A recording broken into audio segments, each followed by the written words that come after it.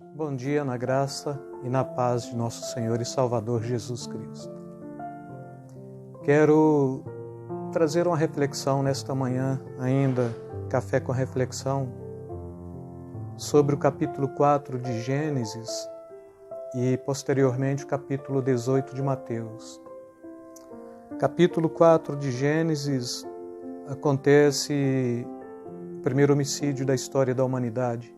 É quando Caim tenta contra o seu próprio irmão, por ter o seu irmão oferecido melhor sacrifício do que ele. Ou seja, Deus aceita o sacrifício de Abel, rejeita o sacrifício de Caim.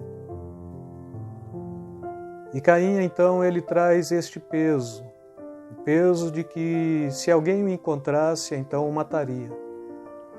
Mas a sentença de Jesus, naquele contexto, para Caim foi que ninguém tentaria contra ele.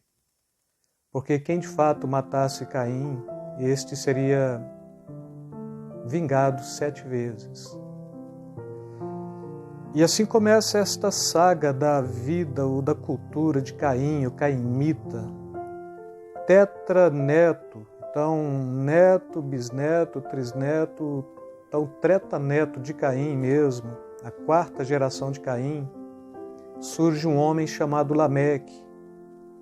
Ele pega para si 2 mulheres, casa com as 2, Ada e Zilá, e ele chega a propor arrogantemente para as 2, olha, eu matei um homem porque ele me feriu, e matei uma criança porque ela me ofendeu. E ele, então, tem uma raiz genealógica em Caim. E assim, se é fato que Caim será julgado 7 vezes, então é fato que Lameque será julgado não somente 7 vezes, mas 70 vezes 7. Ou seja, a gente está pegando aqui um quadro de condenação, de justiça, de vingança. O Caim, que seria julgado somente, que seria sentenciado quem o matasse, por 7 vezes, Lameque traz esta sentença para si como 70 vezes 7, ou seja, me matou, então vai ser vingado 70 vezes 7 vezes, falando desta genealogia do mal que já vem de Caim, o primeiro homicida, e que posteriormente a gente vai pegar aí a 4ª geração de Caim, o seu tetraneto mesmo, Lameque, e maximizando isto, ou então elevando isto a 70 vezes. Então quem matar Lameque será vingado 70 vezes 7. Genealogia do mal. Mas quando a gente chega no Evangelho de Mateus, no capítulo 18, Pedro, com certeza bom conhecedor desta passagem bíblica, e ele chega em Jesus e faz uma pergunta para Jesus: Senhor, até quantas vezes eu devo perdoar aquele que pecou contra mim? Até 7 vezes? E aqui ele estava falando com aquele que, do ponto de vista de Isaías, é o Pai da eternidade, é o Príncipe da paz. Do ponto de vista do Evangelho de João, é o Verbo de Deus. Então, com certeza, ninguém conhece melhor a palavra de Deus senão o próprio Filho de Deus, que com certeza estava na eternidade passada criando todas as coisas.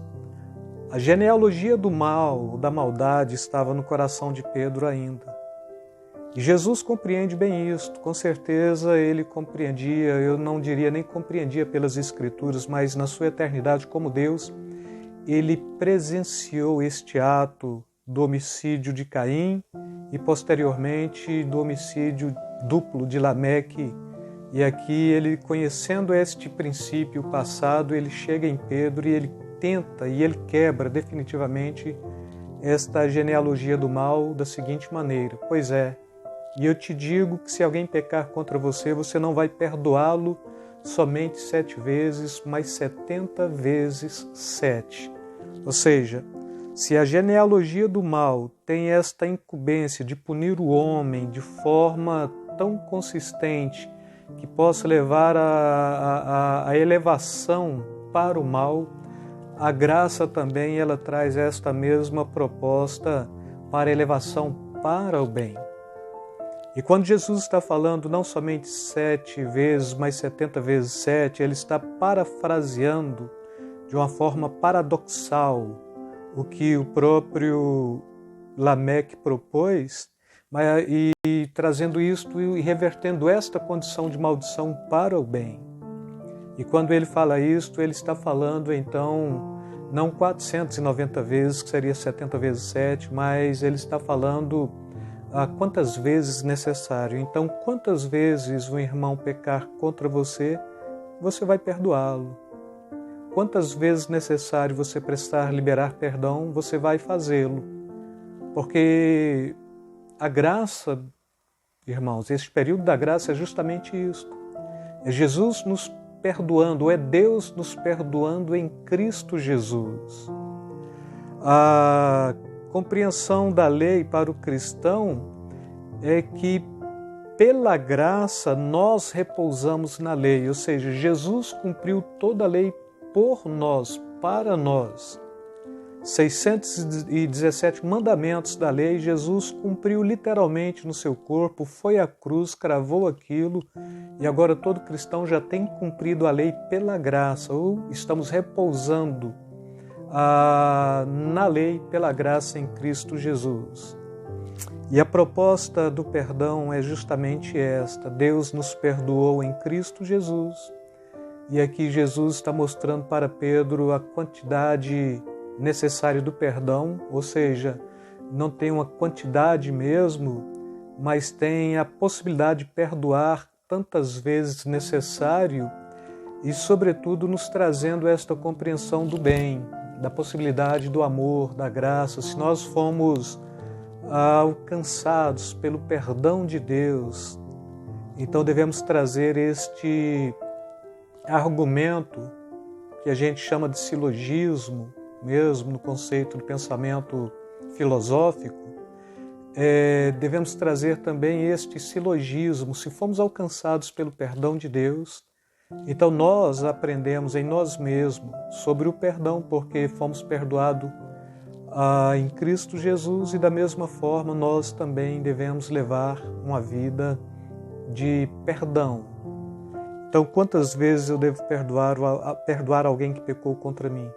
Quantas vezes necessário? Porque o perdão, ele faz mais bem aquele que está liberando o perdão do que aquele que está sendo perdoado.